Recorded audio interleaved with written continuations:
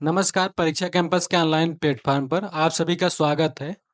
आज हम श्री राम जन्मभूमि मंदिर से संबंधित जो भी इतिहास में जो भी उसके विवाद रहे हैं तथा वर्तमान समय में जो उसकी प्रासंगिकता है, पूरा इसका तथ्यों के अनुसार हम इतिहास के कालक्रमानुसार उसका अध्ययन करेंगे। जैसा कि यह आज़ादी के पहले से ही, स्वतंत्रता के पहले से ही एक ज्वलंत मुद्दा रहा है, उसके बाद भी जैसे ही स्वतंत्रता प्राप्त होती है, यह बहुत ही हाईलाइटेड मुद्दा बन जाता है। उसके से पहले जो विवरण हमें प्राप्त होता है, बाबर का एक सेनापति था मीर बाकी।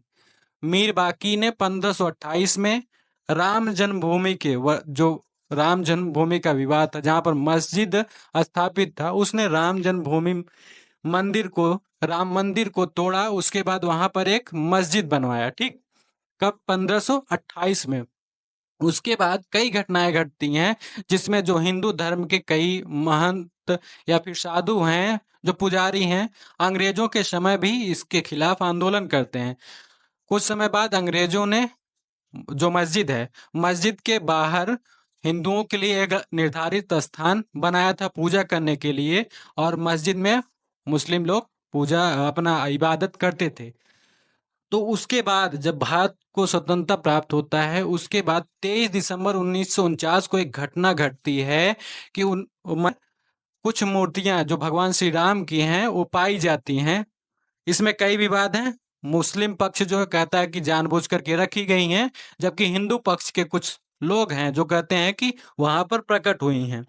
ठीक, तो उसके बाद क्या होता है, सबसे बड़ा विवाद शुरू होता है 6 दिसंबर 1992 को, जब जो विवादित ढांचा है, जो मस्जिद है, उसे गिरा दिया जाता है। ठीक, अब इससे संबंधित तथ्य हम समझ लेते हैं, क्योंकि हो सकता है एग्जाम में ऐसा आ जाए कि जब विवादित ढांचे को गिराया गया, उस समय प्रधानमंत्री कौन थे। तो उस समय प्रधानमंत्री पीवी नरसिम्हा राव थे। ठीक, पीवी नरसिम्हा राव।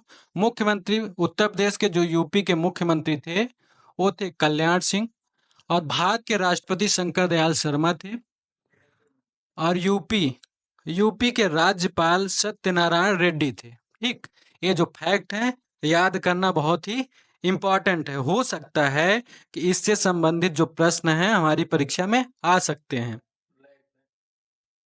इसके बाद क्या होता है, जब विवादित ढांचे को गिराया जाता है, फिर मुस्लिम पक्ष और हिंदू पक्ष ने हाई कोर्ट में, विभिन्न कोर्टों में इसका, न्यायालय में इसका मामला दायर किया। तो बाद में 2010 में हाई कोर्ट इलाहाबाद में इसका फैसला आया। हाई कोर्ट इलाहाबाद ने फैसला दिया कि मंदिर को, जो विवादित स्थान है, उसको 3 भागों में बांटा जाए।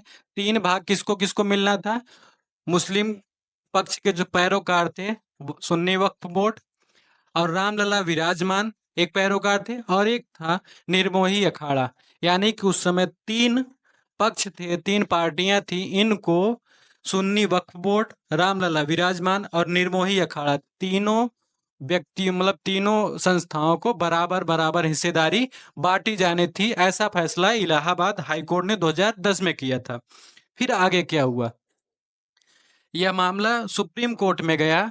तो 9 नवंबर 2019 को सुप्रीम कोर्ट की 5 सदस्यों की बेंच ने राम मंदिर के पक्ष में फैसला सुनाया। ठीक, अब इसमें हो सकता है ऐसा क्वेश्चन आ जाए कि जो 5 सदस्यों की समिति थी, उसके सदस्य और अध्यक्ष कौन कौन थे। ठीक, तो उसमें मुख्य न्यायाधीश जो थे रंजन गोगोई उस समय के, वो उसके अध्यक्ष थे। S Bobde, D Y Chandrachud, Ashok Bhushan और एस अब्दुल नजीर, ये उसके सदस्य थे। एक चीज ध्यान में रखिएगा, जो रंजन गोगोई उस समय मुख्य न्यायाधीश थे, उनके बाद एस बोबडे मुख्य न्यायाधीश बनते थे हैं, और उसके बाद अभी वर्तमान समय में डी वाई चंद्रचूड़ भारत के मुख्य न्यायाधीश हैं। ठीक, आगे देखते हैं। 5 अगस्त 2020 को जब डिसीजन आ जाता है हिंदू पक्ष में, तो उसके बाद क्या होता है, 5 अगस्त 2020 को प्रधानमंत्री श्री नरेंद्र मोदी जी के द्वारा भूमि पूजन का कार्यक्रम होता है। यानी कि मंदिर निर्माण की जो प्रथम प्रक्रिया है उसका यहाँ पर प्रारंभ होता है। ठीक, अब मंदिर निर्माण जब शुरू होता है तो उसमें ऐसे क्वेश्चन हो सकता है कि आ सकते हैं कि मुख्य वास्तुकार इसके कौन हैं। तो श्री राम मंदिर के मुख्य वास्तुकार जो है चंद्रकांत सोमपुरा हैं, जो कि पुत्र हैं निखिल सोमपुरा और आशीष सोमपुरा भी इसमें शामिल हैं। ठीक, अब निर्माता कंपनी की बात करते हैं, लार्सन एंड टोब्रो, L&T, इसके जो शार्ट नाम से आपने सुना होगा L&T। तो लार्सन एंड टोब्रो इस श्री राम मंदिर निर्माण की निर्माता कंपनी है। अब एक चीज और ध्यान रखिएगा, यहाँ पर प्रोजेक्ट मैनेजमेंट कंपनी जो है टाटा कंसल्टिंग इंजीनियर्स लिमिटेड है, यानी कि इस कंपनी के द्वारा पूरे संपूर्ण प्रोजेक्ट को मैनेज किया जा रहा है। इस जो अभी मंदिर बन गई है, उसके बाद जो आपने अभी वर्तमान समय हाल ही में सोशल मीडिया के द्वारा भगवान श्री राम के रामलला की मूर्तियों के बारे में उनकी पिक्चर्स को देखा होगा। तो वो जो पिक्चर्स बनाई गई हैं उसके मूर्तिकार हैं अरुण योगीराज, गणेश भट्ट, सत्यनारायण पांडे, यानी कि 3 लोगों ने उन मूर्तियों को बनाया है। ठीक, एक चीज और देखते हैं, संपूर्ण जो मंदिर का परिसर है वो पूरा 70 एकड़ का है, और जिसमें सिर्फ मंदिर का जो एरिया माना जाता है वो कुल क्षेत्र है 2.7 एकड़ में मंदिर बनाई गई है। तो एक चीज और देखते हैं कि मंदिर का जो आकार है हम देख लेते हैं, लंबाई कितनी है 380 फीट, चौड़ाई कितनी है 250 फीट, और इसकी ऊंचाई 161 फीट है। इसमें 3 तल होने हैं। ठीक, 3 तल का यह 3 फ्लोर का मंदिर होगा, जिसमें 392 स्तंभ और 44 दरवाजे बनाए जाने हैं। ठीक, आइए चलते हैं जो भगवान श्री राम लला की मूर्ति है, जो उनके बाल रूप की मूर्ति है, उसके बारे में देख लेते हैं। भगवान श्री राम लला की मूर्ति है, यानी उनके बाल रूप की मूर्ति है। इसमें हिंदू धर्म के विभिन्न अवतार, जो 10 अवतार हुए हैं, यानी कि जो 9 अवतार हुए हैं, अभी 10वां अवतार कल की होना है, उनका भी इस मूर्ति में पूरा उत्कीर्णन किया गया है।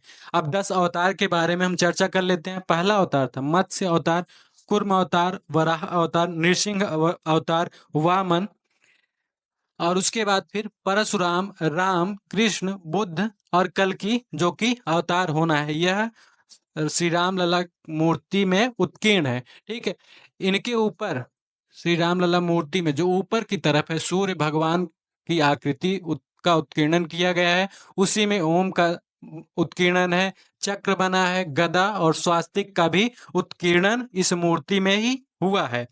और इसी मूर्ति में भगवान हनुमान और गरुड़ का भी उत्कीर्णन किया गया है। हो सकता है ऐसे प्रश्न आ जाएं कि 10 अवतार के अतिरिक्त निम्नलिखित में से किसका उत्कीर्णन नहीं हुआ है। तो उसमें आपको अगर सभी जानकारी पता है तो आप अच्छे से उसमें अपने ऑप्शन को चुन सकते हैं। ठीक, इस मूर्ति का जो वजन माना जा रहा है लगभग 200 किलो है। अब हम राम जन्मभूमि जो मंदिर बन रही है उसके बारे में चर्चा कर लेते हैं कि किस शैली में यह मंदिर का निर्माण हो रहा है, इस मंदिर के मुख्य अवयव क्या क्या हैं। ठीक, तो यह जो मंदिर बन रही है यह नागर शैली में बन रही है। जब जैसा कि आप जानते हैं मंदिर निर्माण की 3 शैलियां हैं, नागर शैली, बेसर शैली और द्रविड़ शैली। तो इस मंदिर श्री राम जन्मभूमि मंदिर का जो निर्माण हो रहा है वह नागर शैली में होता है। ठीक, हो रहा है। तो नागर शैली में जो मंदिर बनते हैं उसके कई अवयव होते हैं, उसके बारे में भी हमें जानकारी होनी चाहिए। तो इसमें जैसे कि आप देखते हैं यह शिखर है। ठीक, इसको शिखर कहते हैं।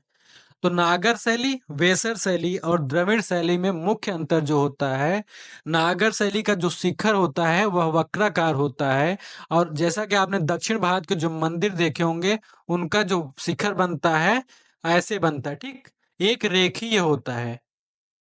जैसे कि ये मंदिर है, उसका एक गर्भगृह है, तो उसके ऊपर जो शिखर बनेगा वह एक रेखीय होगा, जबकि नागर शैली के जो मंदिर बनेंगे उसका शिखर वक्राकार होगा। ठीक, तो शिखर क्या होता है? शिखर शिखर गर्भगृह के ऊपर का हिस्सा होता है। ठीक, अब देखिए शिखर हो गया, शिखर जहां पर समाप्त होगा वहां से जो ये चक्र की भांति एक संरचना बनती है, इसे कहते हैं आमलक। ठीक है, इसको कहते हैं आमलक। और आमलक के जस्ट ऊपर जो कलश की भांति बनता है उसे कलश कहते हैं, और कलश के ऊपर ही ध्वजा लगी होती है। ठीक, इसे ध्वजा कहते हैं। अब देखिए, जो शिखर शिखर के सीधा नीचे जो संरचना होती है उसे गर्भगृह कहते हैं। ठीक, उसे गर्भगृह कहते हैं। गर्भगृह का क्या होता है? गर्भगृह वह स्थल होता है जिसमें मंदिर के मुख्य देवता की प्रतिमा स्थापित होती है। ठीक, तो जो श्री राम जन्म मंदिर बन रहा है, तो श्री राम का जो मंदिर बन रहा है, इसमें जो यह गर्भगृह है, यह मुख्य मंदिर है, इसी में भगवान श्री राम की प्रतिमा की प्राण प्रतिष्ठा होगी। इसके बाद क्या है? इसके बाद देखिए, ये प्रदक्षिणा पथ है। प्रदक्षिणा पथ ये है और इसके चारों तरफ रेलिंग लगी है। तो प्रदक्षिणा पथ क्या होता है? प्रदक्षिणा पथ, जब आप कई बार मंदिरों में गए होंगे तो आपने जो मुख्य मंदिर है, जो गर्भगृह है, उसके चारों ओर परिक्रमा करते हैं। तो जिस मार्ग पर आप परिक्रमा करते हैं उसी को प्रदक्षिणा पथ कहते हैं। ठीक है, प्रदक्षिणा पथ। अब देखिए, मंडप क्या है? जो मंडप, जो राम जन्मभूमि बन रहा है उसमें 3 मंडप है। जो नागर शैली है, नागर शैली में जो गर्भगृह के आगे का जो हिस्सा होता है, किसी भी मंदिर में आप जाओगे, जो मुख्य देवता की मंदिर होगी उसके आगे जो भाग बना होगा, जो बारामदे नुमा भाग बना होगा, उसे मंडप कहते हैं। तो जो नागर शैली में जो ये भाग हिस्सा बनता है, जो ये संरचना बनती है, इसे मंडप कहते हैं। जबकि इसी को उड़ीसा में जो मंदिर बनते हैं उसे जगमोहन कहते हैं। यानी जगमोहन और मंडप एक ही चीज है, परंतु स्थान के कारण, विभिन्न स्थान के कारण इसका नाम परिवर्तित है। जैसे कि नागर शैली, उत्तर भारत में हम इसको मंडप कहेंगे।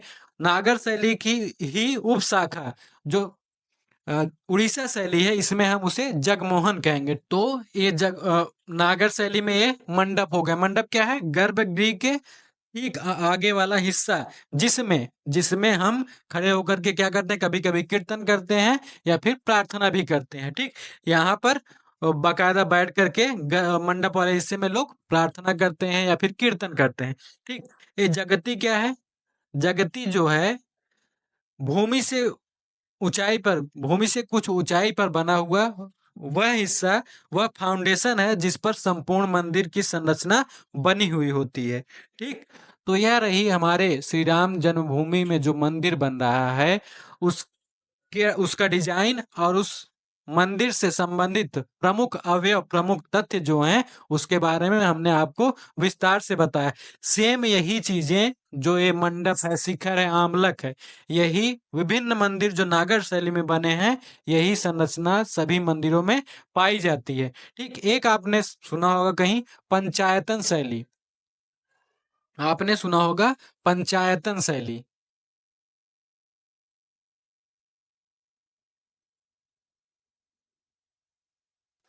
पंचायतन शैली क्या होती है? पंचायतन शैली में मुख्य मंदिर बनता है।